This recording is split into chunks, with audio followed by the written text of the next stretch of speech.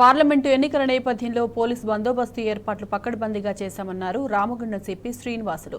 పెద్దపల్లి జిల్లా వ్యాప్తంగా 48 గంటల పాటు స్లీపింగ్ పీరియడ్ అమలు కాబోతోందన్నారు. రాజకీయ సభలు, ఎన్నికల ప్రచారాలు పూర్తిగా నిషేధమన్నారు. ఎన్నికల కోసం 3,000 మందికి పైగా పోలీసు బలగాలతో బందోబస్తు ఏర్పాటు చేశామన్న రామగుండం సిపితో మా ప్రతినిధి రమేష్ ఫేస్ టు ఫేస్.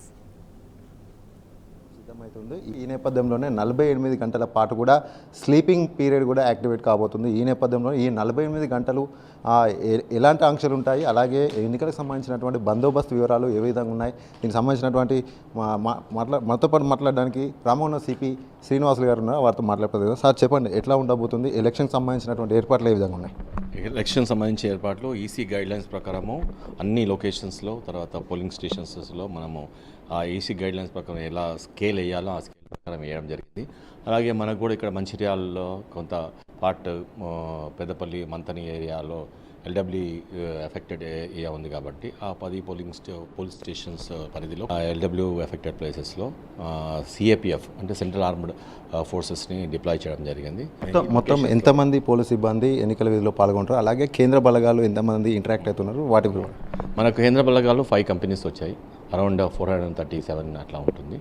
తర్వాత టోటల్గా అరౌండ్ 3,000 రఫ్లీగా 3,000 వరకు మొత్తం మెన్ అంతా డిప్లాయ్ చేయబడి ఉన్నారు.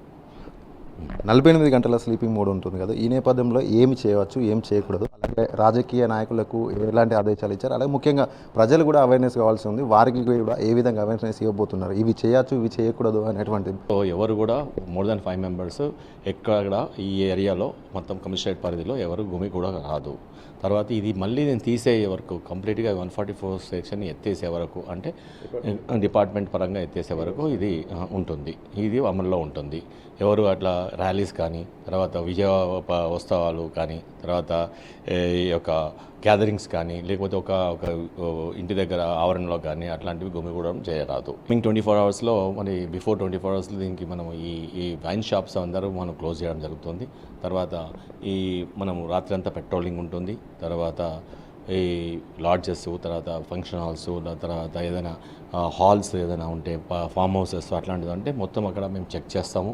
ఎవరు అక్కడ అట్లాంటి దగ్గర గుమిగూడడం కానీ, వేరే ప్రాంతం నుంచి వచ్చిన వాళ్ళు ఇక్కడ తారసపడడం కానీ చేయకూడదు. చేస్తే కేసులు అవుతాయి. అదే ఈ 48 గంటల స్లీపింగ్ మోడ్లో సోషల్ మీడియా వేదిక ద్వారా కూడా కొంతమంది రెచ్చగొట్టేటువంటి ప్రచారాలు చేయొచ్చు. ఇంకేమైనా అలాంటి వాటిపైన ఎలాంటి నిఘా పెడతారు? ఒకవేళ కనుక ఉల్లంఘిస్తే ఎలాంటి కేసులు ఉంటాయి?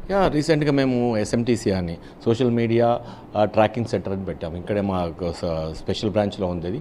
దానికి 24/7 ఒక టీము టోటల్ అన్ని social medias, YouTube, X and Facebook and Instagram అన్నింటినీ మనం మానిటర్ చేస్తుంటాము. ఎవరైనా అట్లాంటిది రెచ్చగొట్టే ఇది పడితే రీసెంట్గా కూడా మనం కేసులు పెట్టాం. 4-5 కేసులు అయినాయి రీసెంట్గా.